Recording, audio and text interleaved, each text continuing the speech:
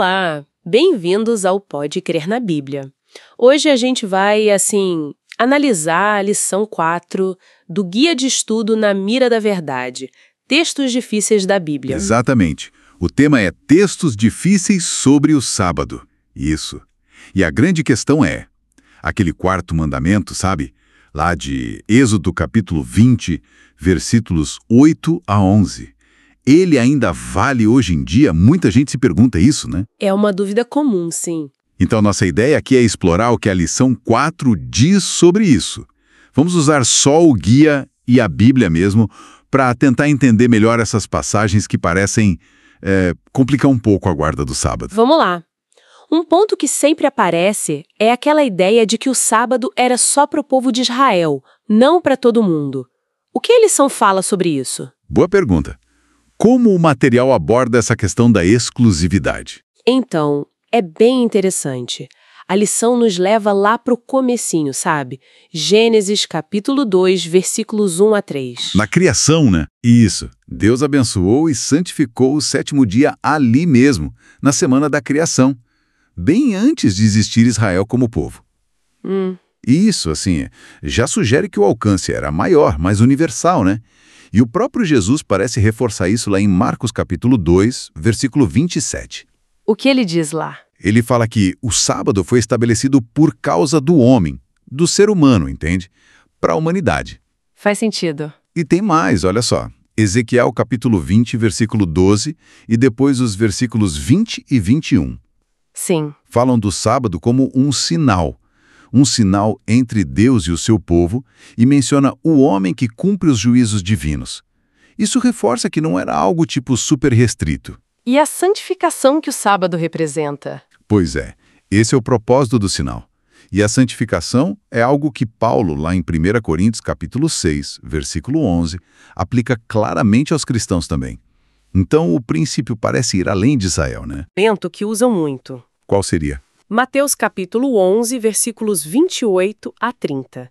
Jesus diz para a gente ir a ele e encontrar descanso. Ah, sim. Vinde a mim, todos os que estáis cansados. Isso. Aí alguns interpretam que, se Cristo é o nosso descanso, não precisaríamos mais do descanso do sábado, do dia em si.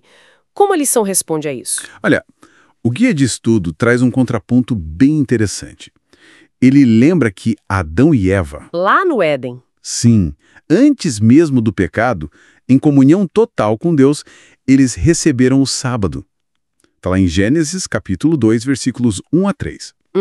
Então, o descanso espiritual em Cristo é, claro, fundamental. Mas o próprio Cristo, e isso é importante, guardou o sábado. Lucas capítulo 4, versículo 16 registra isso. Ele ia à sinagoga no sábado, né? Exato.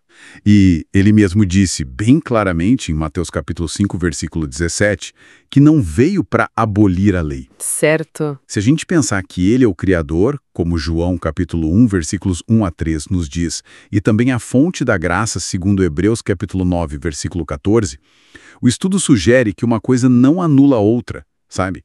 O descanso nele e o descanso do sábado, eles se complementam. Essa ideia de complementariedade é boa. Mas e aquela acusação de que Jesus teria violado o sábado? Está lá em João, capítulo 5, versículo 18. Isso não complica a validade do mandamento? Ah, essa é uma passagem chave.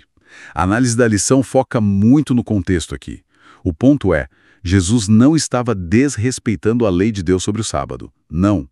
O que ele estava fazendo, então? Ele estava, na verdade, confrontando as regras e tradições que os líderes religiosos da época tinham adicionado à lei. Coisa humana, entende? Ah, as tradições. Isso, se a gente olha a história toda, lá em João capítulo 5, versículos 8 a 10, a confusão começou porque Jesus curou um paralítico e mandou ele carregar a cama dele. E isso era proibido.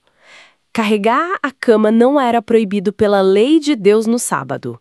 Era proibido pelas regras deles, pelas interpretações humanas. Jesus até reforça o princípio correto depois, em Mateus capítulo 12, versículo 12. É lícito nos sábados fazer o bem. Então a violação era na visão deles, das regras deles. Exatamente. Era uma visão distorcida da lei original. Essa distinção é super importante, né? Entre a lei de Deus e as tradições humanas. Agora, tem um texto que, nossa, gera muita discussão. Romanos capítulo 14, versículo 5. Ah, sim, Romanos 14. Usam muito para dizer que, para o cristão, todos os dias são iguais. Como é que eles são aborda essa passagem? Bem, o estudo de Romanos capítulo 14, versículos 1 a 6, é cuidadoso. Ele mostra que o assunto ali não era o sábado semanal, o do quarto mandamento. Não era, mas fala de dias. Sim, fala de dias, mas o contexto é outro. Paulo estava lidando com questões de opinião, sabe? Divergências sobre dias de festa, ou jejuns, ou alimentos ligados a rituais judaicos. O texto fala sobre comer ou não comer, sobre um dia fazer diferença sobre outro dia. Mas não menciona o sábado especificamente, não. A palavra sábado nem aparece no capítulo todo. E tem um detalhe, aquela palavra iguais que muitas traduções colocam no versículo 5, julga iguais todos os dias, é um acréscimo dos tradutores. Não está no original grego.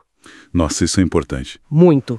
E tem mais. A própria prática de Paulo. Se a gente olha o livro de Atos, capítulo 13, versículos 42 a 44, capítulo 16, versículo 13, capítulo 17, versículos 2 e 3, capítulo 18, versículos 3, 4 e 11, o que esses textos mostram? Mostram Paulo indo à sinagoga e ensinando. No sábado? A prática dele indica que ele continuava observando o dia. Interessante. E o guia até cita um comentarista, o Adam Clarke, que era metodista, nem guardava o sábado. Mas ele reconheceu que Romanos 14 estava falando de festivais judaicos, não do sábado semanal da lei. Entendi. A análise contextual e a prática do próprio apóstolo ajudam muito. Bem, diante disso tudo, qual é, assim, a conclusão final da lição 4 sobre esses textos difíceis? Olha, basicamente, a lição conclui que, quando a gente examina esses textos com cuidado, no seu contexto bíblico e histórico, os argumentos contra a validade do sábado hoje, eles não se sustentam. Então o sábado continua relevante. Segundo o material, sim, ele permanece como um presente de Deus desde lá da criação, né?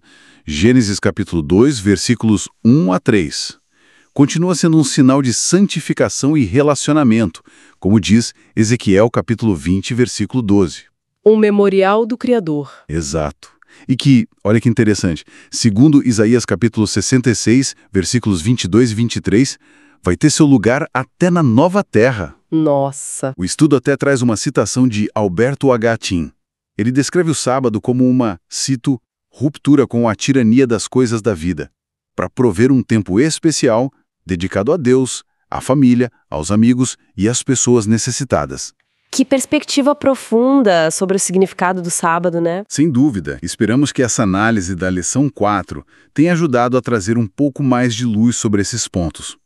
Fique aquela reflexão de João capítulo 7, versículo 17, se alguém quiser fazer a vontade dele, conhecerá a respeito da doutrina se ela é de Deus.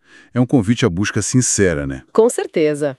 Olha, se essa análise foi útil, ajude a gente a espalhar essa conversa. Curta o vídeo, compartilhe com mais gente e, o mais importante, inscreva-se no canal Pode Crer na Bíblia para não perder os próximos estudos. Isso aí, CTA forte e tem mais. Querem se aprofundar de verdade? Podem baixar agora mesmo de graça o guia de estudo completo Na Mira da Verdade. Textos difíceis da Bíblia. É só clicar no link aqui na descrição. É um material muito rico para fortalecer a compreensão da palavra. Vale muito a pena conferir. E fiquem ligados. No nosso próximo encontro, vamos analisar a lição 5, Colossenses capítulo 2, versículo 16 e a abolição do sábado. Outro tema quente. Imperdível. Esperamos vocês. Até lá. Até a próxima.